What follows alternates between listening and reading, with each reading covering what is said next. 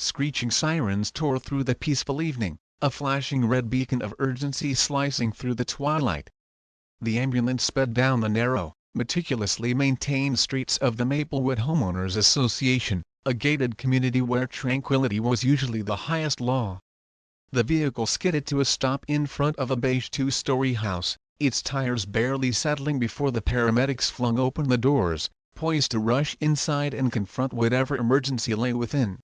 But just as one of them reached for the medical kit, a shrill voice, sharp as shattered glass, cut through the air. "Absolutely not. You cannot park here." A woman, her face contorted in an expression of exaggerated outrage, stormed out of the neighboring house. Her short, platinum blonde bob bounced with every furious step she took. Clad in a pastel pink cardigan that seemed incongruous with her volcanic fury, Brenda Miller pointed an accusatory finger, her nail polished a shocking shade of fuchsia, at the ambulance.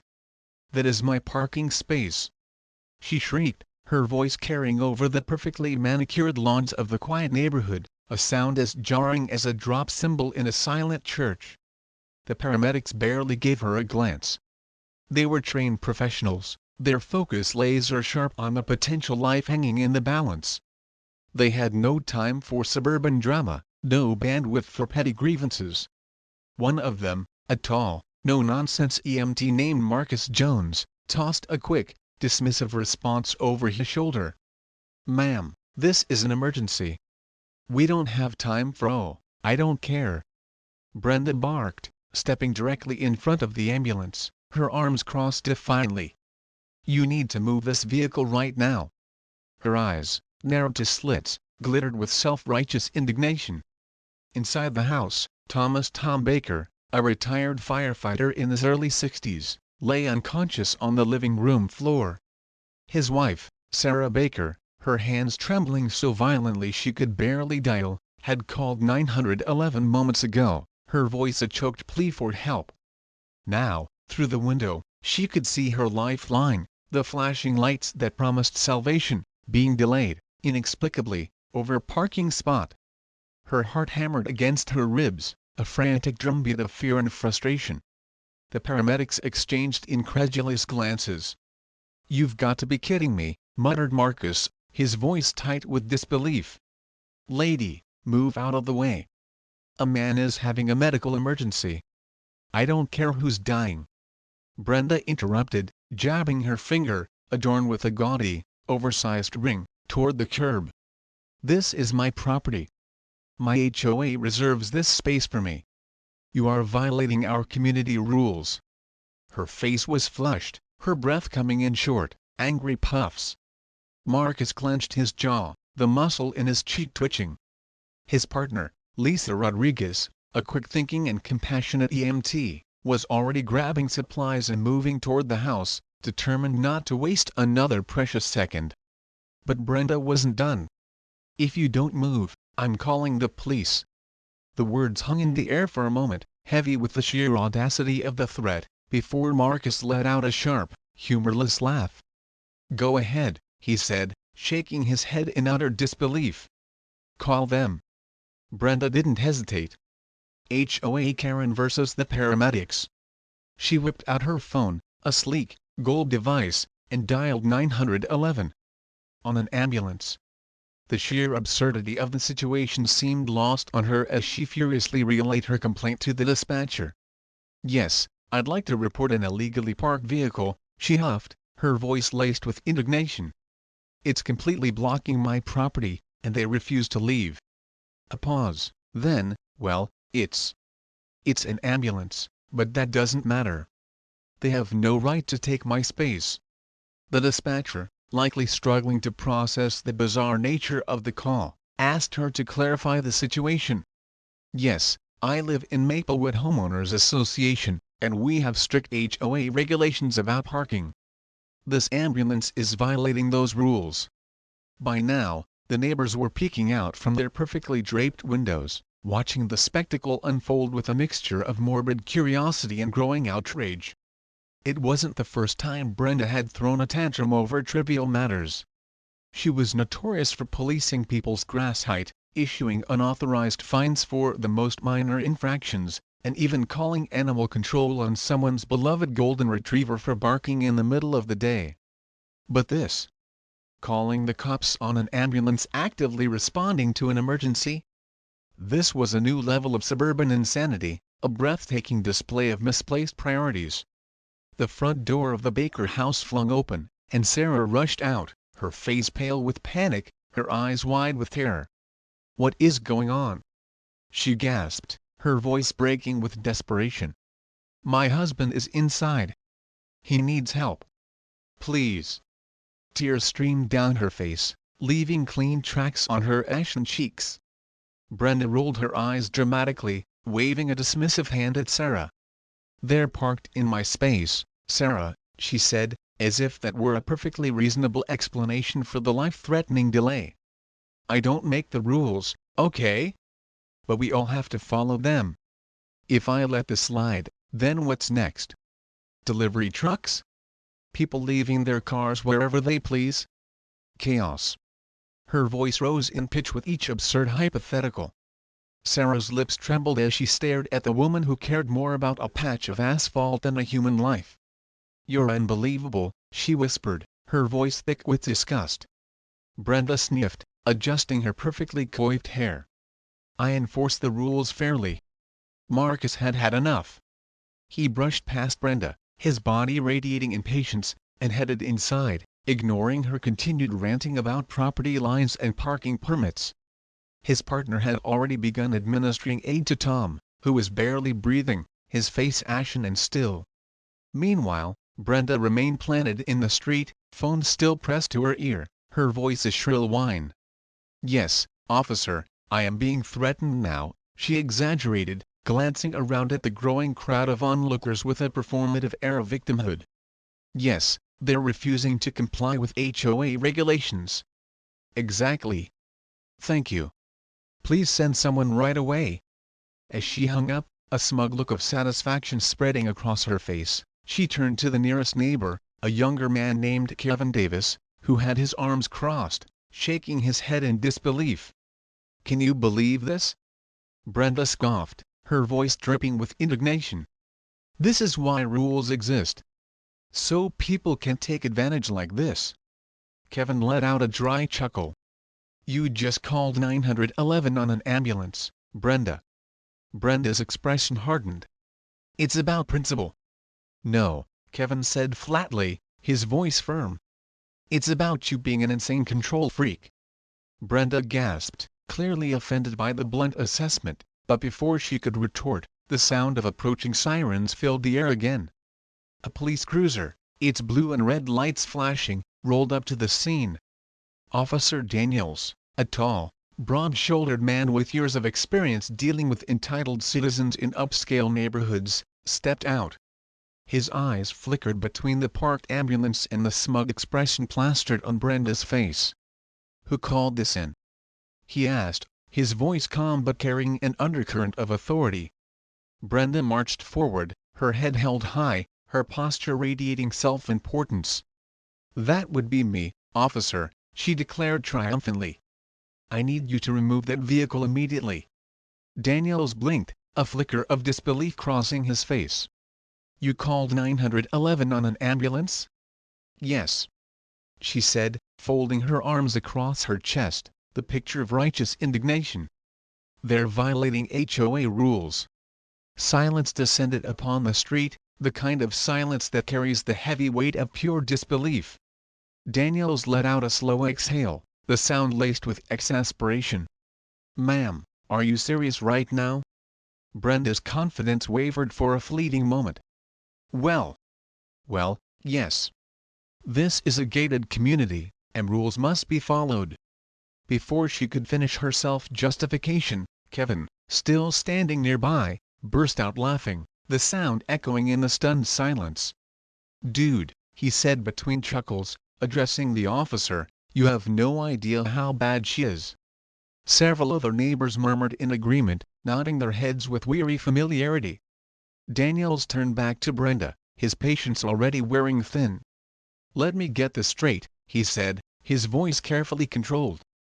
A man is inside having a medical emergency, and you want me to ticket or tow the vehicle saving his life because you think HOA rules overrules city ordinances? Brenda's lips pressed into a thin, angry line. Well, yes. Daniel stared at her for a long moment, his expression unreadable. Finally, he spoke, his voice loud enough for the whole street to hear. "Ma'am," he said, each word deliberate, "I've been a police officer for 15 years, and this might be the dumbest complaint I've ever responded to." The crowd erupted in laughter, a wave of relief and amusement washing over the tense scene. Brenda's face turned beet red, her carefully constructed composure beginning to crumble. But Daniel's wasn't done. "You're lucky I don't charge you for misusing emergency services." Brenda's mouth fell open in horror. "What?" "But I suggest you take a step back and let these professionals do their job," Daniels continued, his voice firm, "or you might be the one needing an ambulance next." The weight of public humiliation settled heavily on Brenda's shoulders as her carefully crafted facade of HOA authority crumbled in an instant. And she had no idea the worst was yet to come. The 911 dispatcher had heard a lot of ridiculous calls in their time, people complaining about their neighbor's loud music, a kid dialing emergency services because his mom took away his Xbox, but this was a new one for the record books. "Ma'am," the dispatcher said, trying to suppress their disbelief, "just to clarify, you are calling 911 to report an ambulance that is currently responding to a medical emergency?" Brenda scoffed, as if the dispatcher were the one being unreasonable. "Yes. And it's illegally parked in my designated spot. We have very strict HOA rules here, and this kind of entitlement cannot be allowed." She punctuated her statement with a dramatic flourish of her hand. The dispatcher took a deep breath, fighting to maintain professional composure. "Ma'am, emergency vehicles are permitted to park wherever necessary during active emergencies. That includes ambulances, fire trucks, and police vehicles. But this is private property."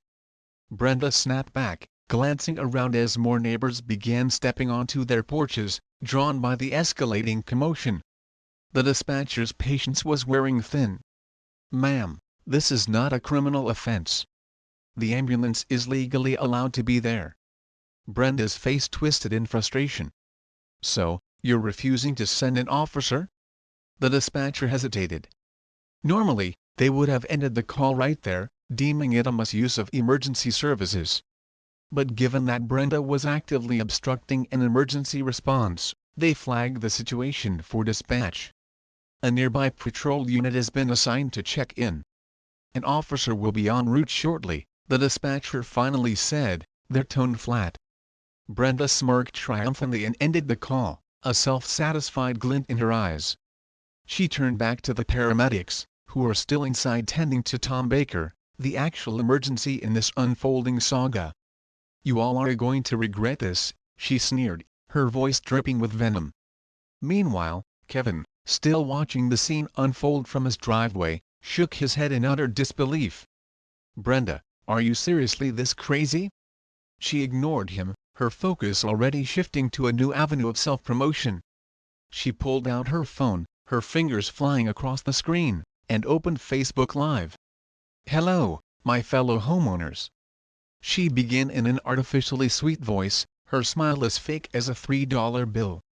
"It is Brenda Miller, an HOA board member, and I am here today to expose the utter disregard for property rights happening in our beloved community." She flipped the camera to show the ambulance parked in her designated space, the flashing lights casting an eerie glow on her face. "This illegal vehicle is parked in my designated area, completely violating our HOA guidelines. And when I rightfully asked them to move, they refused. And do you know what else? They mocked me and told me that HOA rules don't matter." Kevin laughed audibly, unable to contain his amusement. "Oh my God, no one said that." Brenda shot him a venomous glare, but keep recording, her voice rising in indignation. "I have already called the police, and they are on their way. This kind of blatant rule breaking and entitlement cannot be allowed to continue.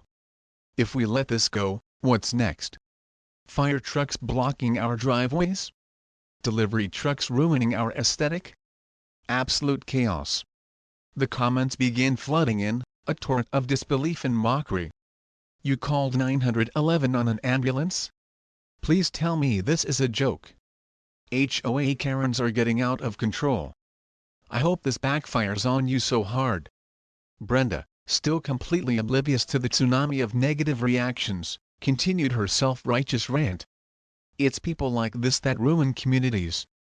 People who think rules don't apply to them. But guess what? They do. And I, as an elected board member, am here to make sure that everyone follows the law.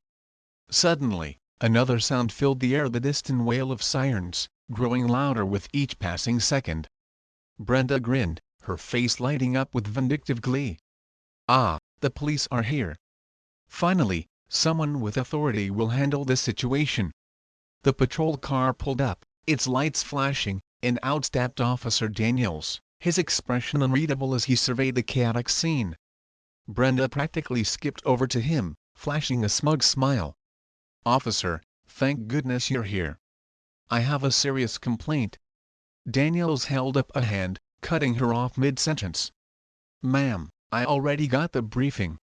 You called 911 on an ambulance? Yes, and for good reason. Brenda said, puffing up her chest like a puffed-up pigeon. This is a private community, and that ambulance is illegally parked in my designated spot. I told them to move, and they refused. Daniels blinked again, a muscle twitching in his jaw. You called 911 on an active emergency vehicle during a medical emergency? Yes. Brenda insisted, her voice rising in indignation. Daniels turned his head slightly, as if he couldn't quite believe the words he was hearing. Ma'am, do you realize that city ordinances allow emergency vehicles to park wherever they need to? HOA rules do not override public safety laws. Brenda's face twitched. Well, that's debatable. Daniels pinched the bridge of his nose, fighting to maintain his composure. No, it's not. Meanwhile, inside the house, Marcus and Lisa were still working frantically on Tom Baker, stabilizing him and preparing to transport him to the hospital. Every second that ticked by felt like an eternity. Daniels turned to them, his voice carrying concern. How's the patient? Marcus, who was beyond done with Brenda's antics, responded without missing a beat, his voice laced with sarcasm. Well, he would have been in the hospital by now if we hadn't been delayed by a lunatic blocking our vehicle. The crowd burst into murmurs of agreement, their faces reflecting a mixture of shock and anger at Brenda's behavior. Brenda gasped dramatically, clutching her chest. That is defamation. I was ma'am, Daniels interrupted, his voice firm, step aside. Now. Brenda's mouth fell open in disbelief. Excuse me? I am an HOA official. You do not speak to me that way. Daniels arched an eyebrow, his gaze unwavering. You're an HOA member, not law enforcement. You don't get to interfere with an act of emergency. Brenda's fingers twitched around her phone, her face a mask of outrage. Fine, then issue them a citation. I want them fined for breaking our HOA's parking policy. Daniels folded his arms across his broad chest, his expression incredulous. You want me to issue a citation to paramedics for parking while saving a man's life? Yes. Brenda insisted, her voice shrill. Daniels stared at her, the entire neighborhood stared at her, even the dispatcher on the radio, who had been listening in with growing disbelief, let out a tiny, barely suppressed chuckle. Ma'am, Daniels finally said, his voice booming across the quiet street, I've been a cop for 15 years, and this might be the stupidest call I've ever responded to. Laughter exploded from the crowd, a cathartic release of tension and amusement. Brenda's face turned a deep shade of red, her eyes wide with fury. What? No. I am enforcing rules. Daniels exhaled sharply, shaking his head. No, what you're doing is interfering with emergency services, which is a crime. Brenda's smugness evaporated, replaced by a flicker of fear. Oh. A crime? She stammered, her voice suddenly small. "Yes, ma'am," Daniels confirmed, his gaze unwavering. "And if you keep obstructing this emergency response, I will have no choice but to escort you to the station." Brenda paled, her carefully applied makeup suddenly looking garish against her ashen skin. The neighbors, now openly filming her with their phones, cheered, a wave of collective satisfaction washing over the street. Finally, someone shouted, "About time someone put her in her place." Another voice added. Brenda whipped around, her eyes darting from face to face, realizing that nearly half the neighborhood was watching, recording, and mocking her. This isn't fair," she shrieked, her voice cracking with hysteria. Daniels shook his head, his expression a mixture of pity and exasperation. "You know what else isn't fair? A man almost dying while you whine about a parking space." Brenda opened her mouth to argue, then seemed to deflate, the fight draining out of her. She realized there was no coming back from this. Her HOA authority meant nothing here, and worse, this was just the beginning of her downfall. Brenda stood frozen, her face a bright shade of red, as Officer Daniels' words echoed in the air. The entire neighborhood had gathered, their phones out, recording every second of her public humiliation. "You know what else isn't fair?" Daniels repeated, his voice firm, cutting through the stunned silence. "A man almost dying while you whine about a parking space." Brenda's lips quivered, her carefully constructed facade of control crumbling. I was just trying to enforce the rules," she mumbled, her voice barely audible. Daniels let out a dry chuckle, the sound laced with sarcasm. "Right. Enforce the rules on emergency responders while a man was fighting for his life. That's a great look, Brenda." The neighbors burst into laughter again, the sound echoing through the quiet street. Brenda clenched her fists, glaring at the crowd with undisguised fury. "Oh, you all think this is funny?" she spat, her voice dripping with venom. "This is exactly why this neighborhood is falling apart. Because no one follows the rules anymore." Kevin, who had been recording the entire exchange on his phone since the beginning, grinned, his eyes sparkling with amusement. "Brenda, the whole world is about to see how insane you are." He turned his phone toward her, displaying the screen. Over 2,000 people were already watching the live stream, the comments section a brutal and hilarious takedown of her behavior. "This lady is a menace to society. Call an ambulance, but not for me. LOL. HOA Karens are getting worse every year. Why is she like this?" Brenda's smug superiority crumbled as she stared at the real-time flood of hate comments. This is harassment," she shrieked, pointing a trembling finger at Kevin. "Take that down immediately." Kevin shrugged, a wide, innocent grin on his face. "Not my fault you acted like a complete lunatic on camera. You can't record me without my permission," she screeched, her voice reaching a fever pitch. Daniels smirked, a rare display of amusement on his usually stern face. "Actually, ma'am, he can. Public setting, no expectation of privacy, especially when you're the one who started the live stream." Brenda blinked, her mind struggling to process the implications. I. The realization hit her like a punch to the gut. She had done this to herself. Kevin grinned wider, his phone still recording. "Oh, this is definitely going viral." The neighbors erupted into cheers and laughter, their collective patience with Brenda finally snapping. Finally, someone yelled, "About time she got what she deserved. Hope the HOA sees this and kicks her out." Brenda, panicking, turned to Officer Daniels with an exaggerated look of distress, her voice laced with desperation. "Officer, I am being harassed. This is an attack on my character." Daniels crossed his arms, his expression unchanging. "No, ma'am. This is the consequences of your own actions." Brenda let out a strangled noise, her face contorted in disbelief. This isn't fair." Daniels sighed, clearly done with her theatrics. "You know what isn't fair, Brenda?" Tom Baker almost not making it to the hospital because you were throwing a tantrum over a parking space. The mention of Tom's name seemed to sober the crowd a little, a reminder of the real emergency that had been overshadowed by Brenda's selfish behavior. The ambulance was gone now, its sirens fading into the distance as it raced toward the hospital, but everyone knew how serious Tom's condition had been. Sarah Baker, Tom's wife, stepped forward, her eyes still wet with tears, but her voice was steady and filled with righteous anger. "My husband could have died because of you," she said, her voice carrying with surprising force. Brenda visibly flinched, her bravado momentarily faltering. I didn't mean." "You didn't mean what, Brenda?" Sarah's voice rose, the raw emotion shaking her words. "Didn't mean to delay life-saving care over a damn parking space? Didn't mean to waste police resources on your pathetic power trip?" Brenda's mouth opened and closed, but no words came out. She looked like a cornered animal, her eyes darting around for an escape. "You don't care about this community, and you never have," Sarah continued, her voice trembling with emotion. "You just love controlling people."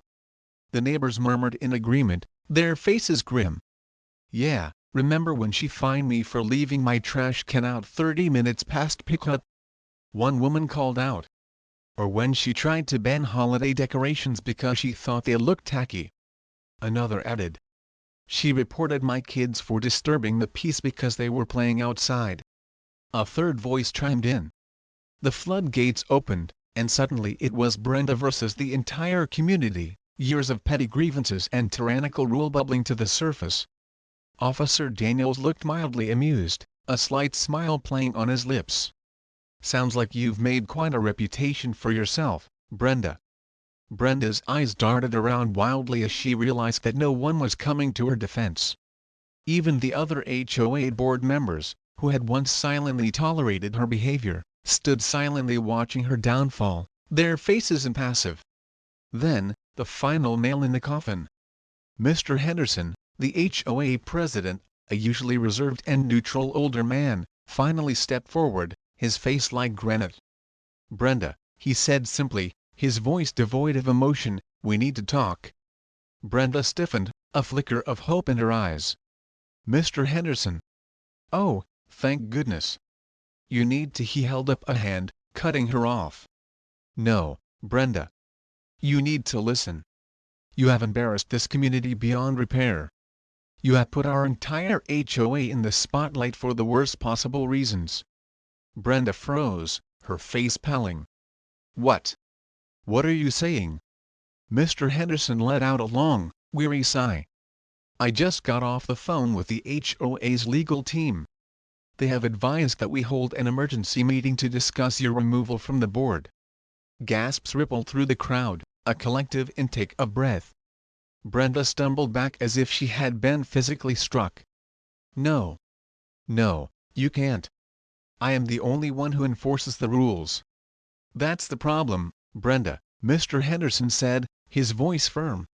"You enforce rules that only benefit you, and now you've become a liability." Brenda shook her head frantically, her eyes wide with panic. "You can't do this. The HOA needs me." Kevin, still filming, chuckled, a sound that echoed the sentiments of the entire neighborhood. "Yeah, pretty sure they don't." Mr. Henderson ignored her protests.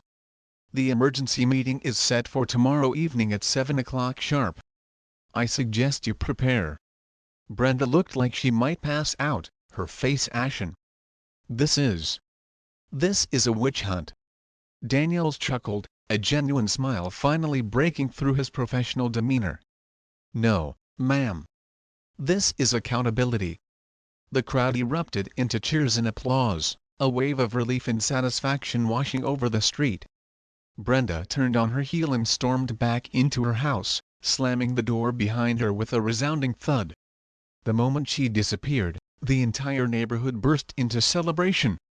Kevin turned back to the camera, a triumphant grin on his face. "Well, there you have it, folks. HOA Karen finally gets what's coming to her. Don't forget to like, share, and subscribe for more neighborhood drama." Daniels let out a long sigh, shaking his head. "I swear, HOA calls are the worst.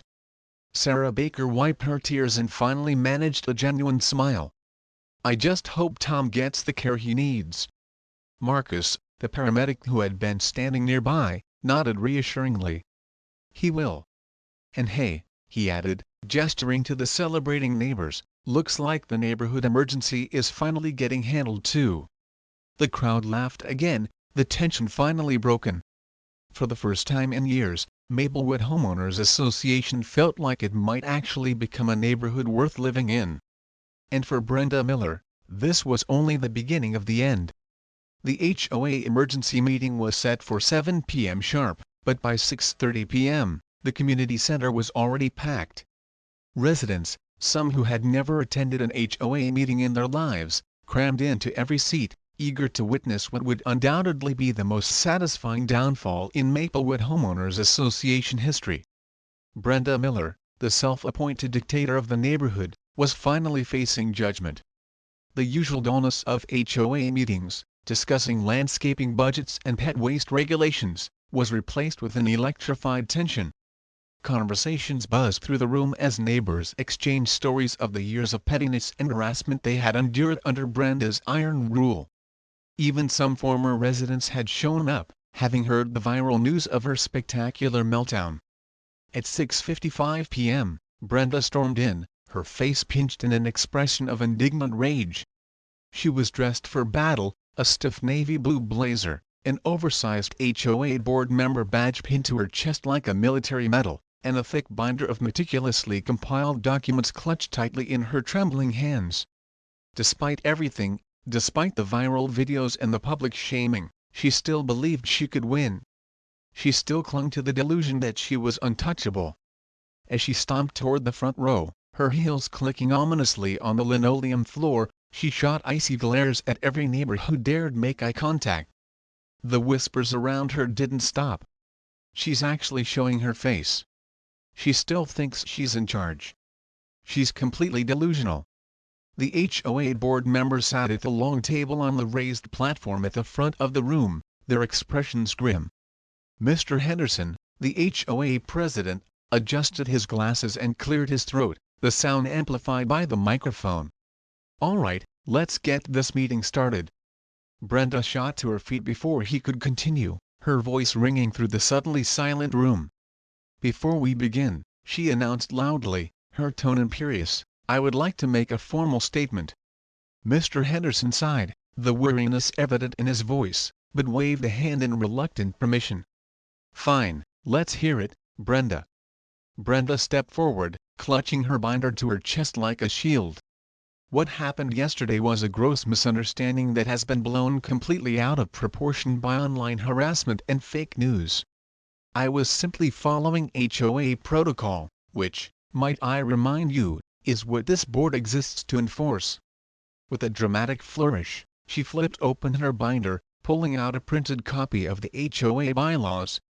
"Our official parking regulations state that personal vehicles are not permitted to park in reserved spaces without authorization." "You called 911 on an ambulance." Someone from the back shouted, the words echoing the sentiment of everyone in the room.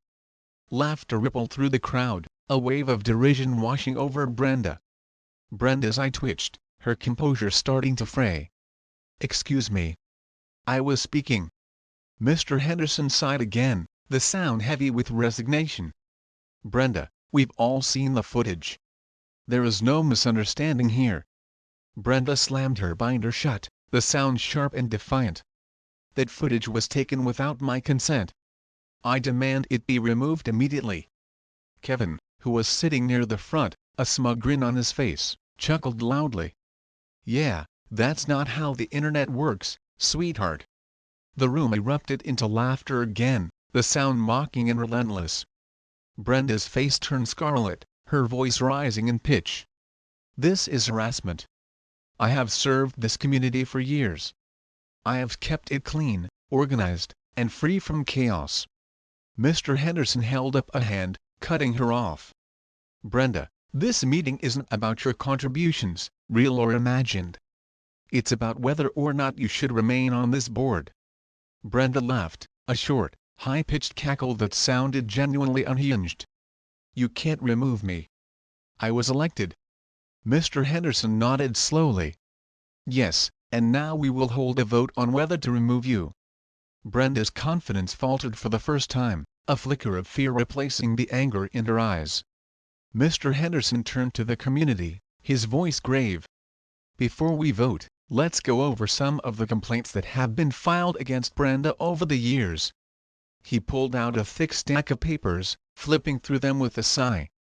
In the past 5 years, Brenda has issued 127 citations to homeowners for minor infractions, including, but not limited to, leaving their trash cans out 5 minutes past pickup time, using the wrong shade of blue for their mailbox, having an offensively large Halloween decoration, letting their kids use sidewalk chalk, parking in their own driveway in a way she deemed unsightly. Laughter and groans filled the room as Mr. Henderson continued his recitation of Brenda's petty tyranny. She has fined elderly residents who forgot to cut their grass due to hospital stays. She has threatened to tow cars belonging to visiting family members. And let's not forget, she has attempted to ban holiday decorations because they didn't match her vision for the neighborhood aesthetic. Because they were tacky. Brenda shouted, her voice shrill and defensive. Mr. Henderson ignored her outburst. "But most importantly," he said, his voice gaining a serious edge, "Brenda deliberately delayed a medical emergency response, and when questioned by law enforcement, she doubled down on her egregious behavior." Brenda's eyes darted across the room, searching for any sign of support, but nobody was on her side. Even the board members who had once tacitly supported her reign of terror refused to meet her gaze. She was losing, and she knew it. Mr. Henderson exhaled, the sound heavy with the weight of the community's collective frustration. "All in favor of removing Brenda Miller from the HOA board, effective immediately?" The room erupted in a sea of raised hands, a silent but powerful vote of no confidence.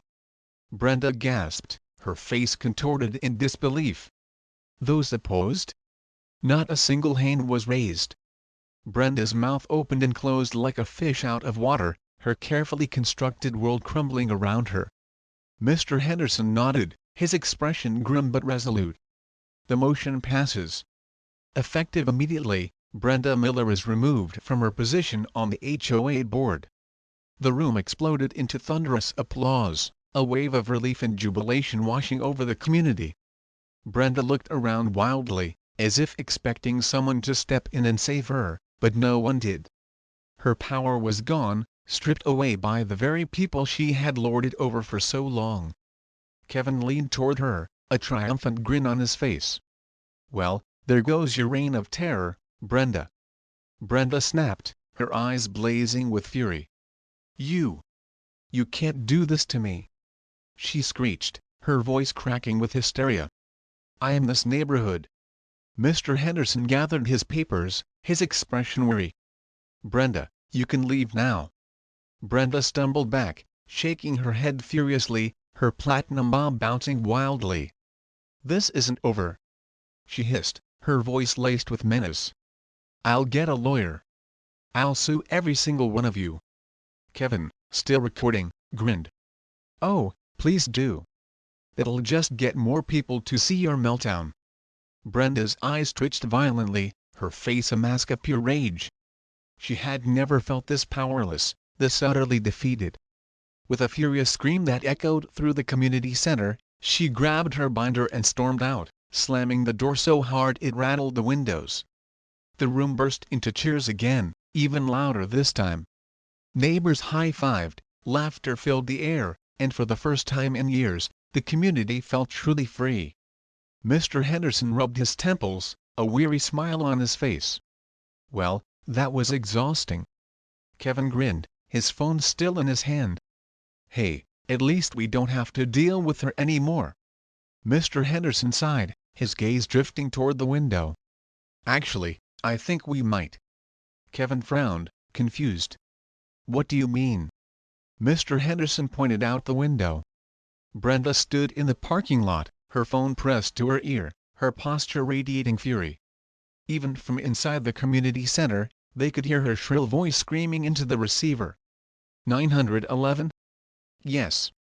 I need to report an entire neighborhood conspiring against me. Kevin burst out laughing, the sound echoing through the room. Oh my God. She's actually calling the cops on the HOA.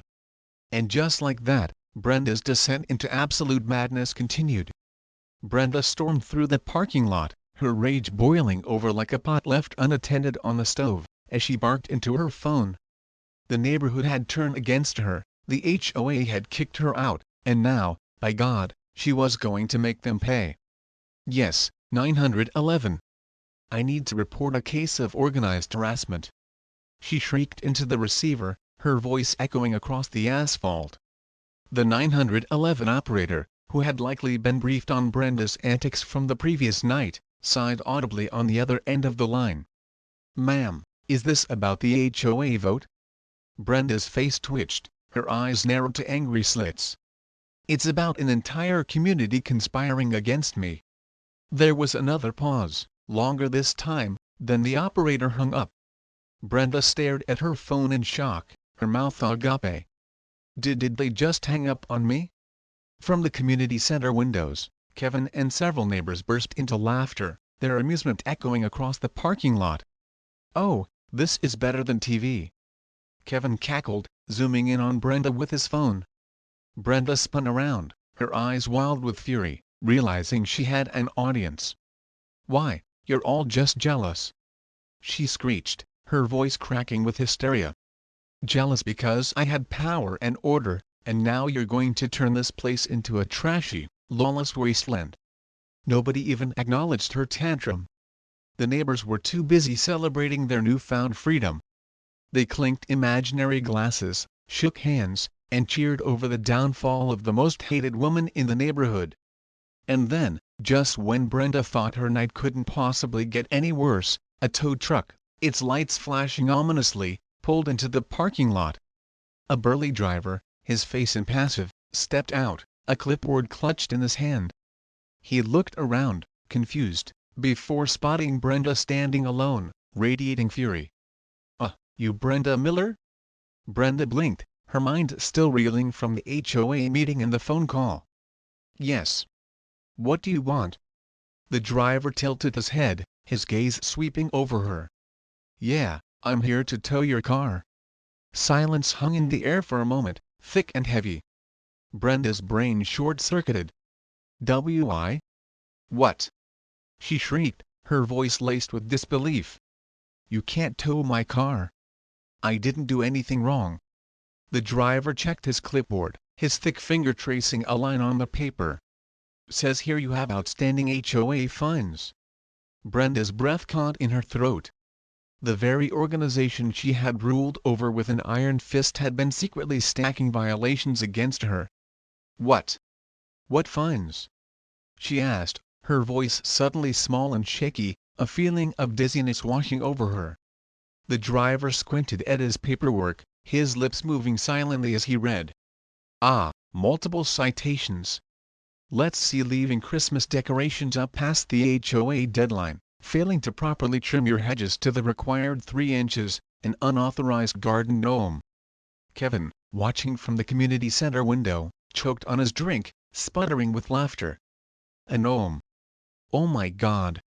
Her own ridiculous rules had come back to bite her, and the irony was so thick you could cut it with a knife.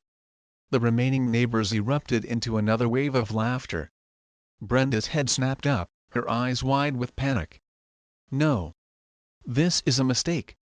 Those fines were voided. I was on the board.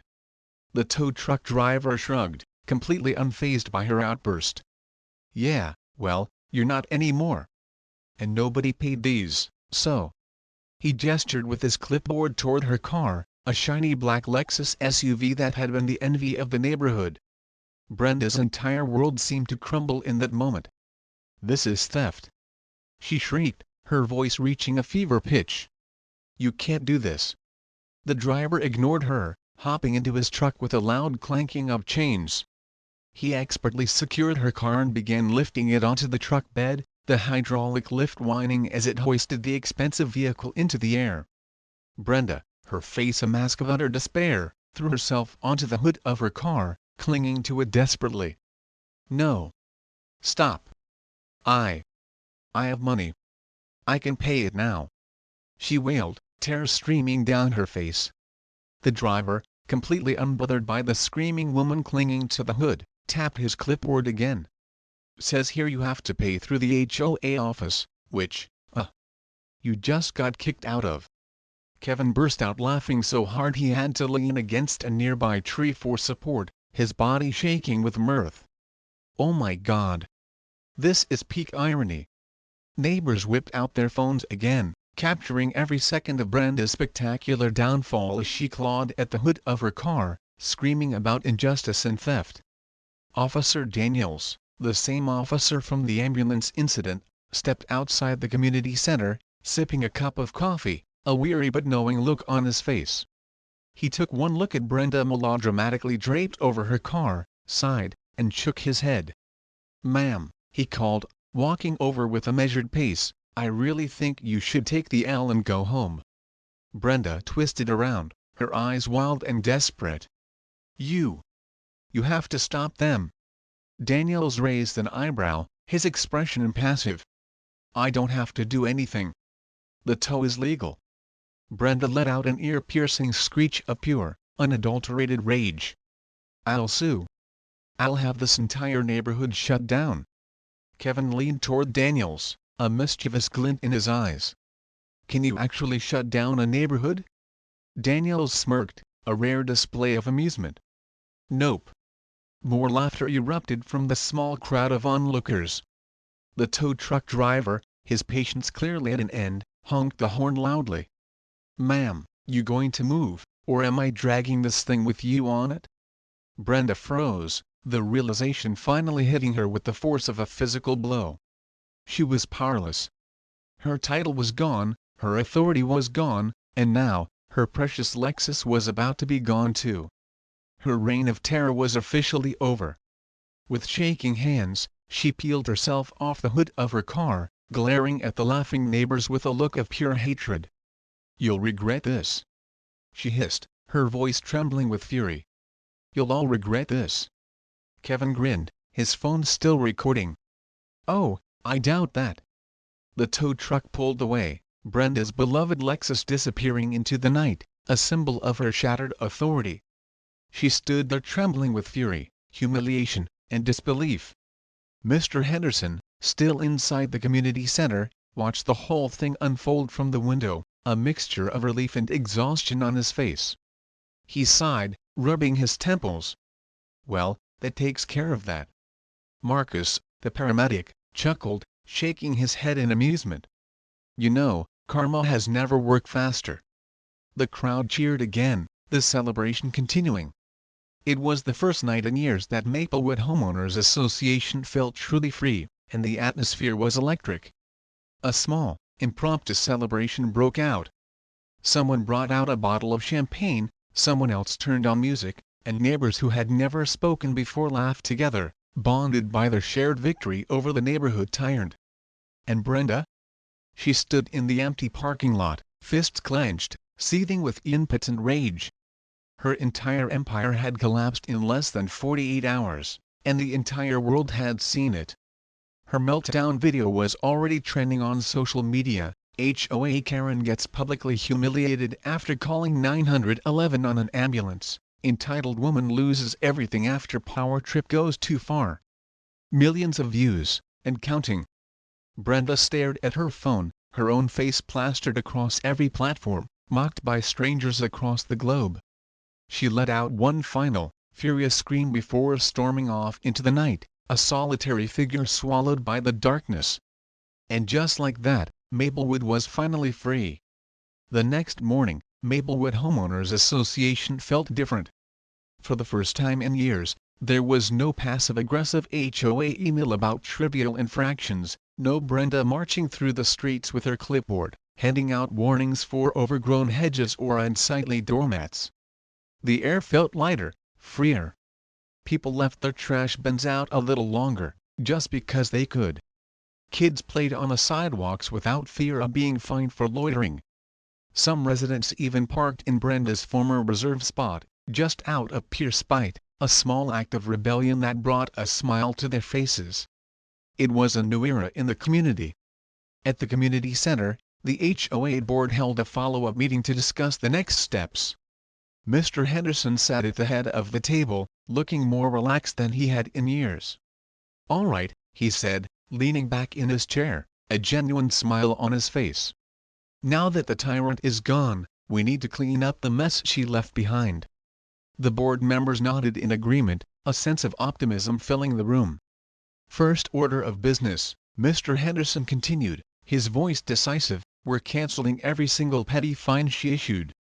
Cheers erupted in the room, spontaneous and heartfelt.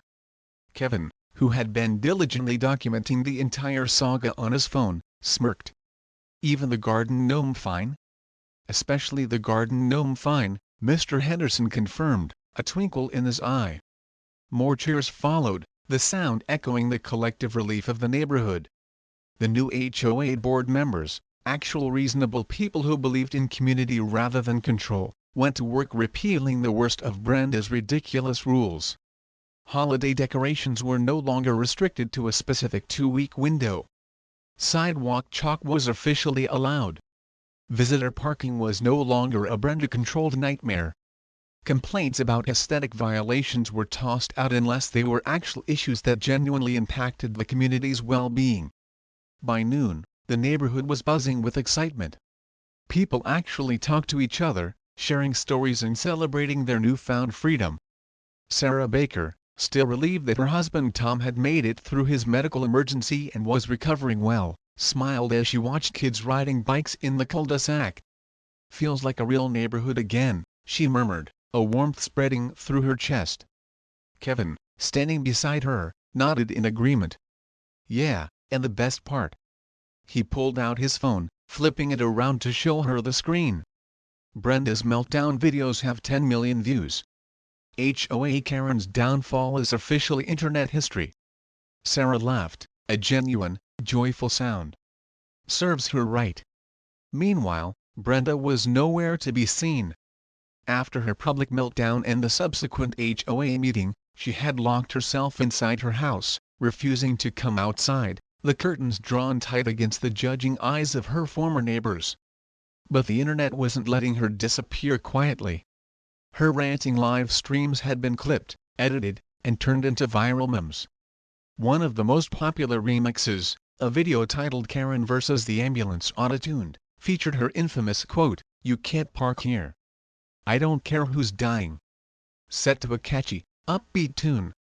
Even major news stations had picked up the story, turning Brenda Miller into a cautionary tale of HOA power gone too far.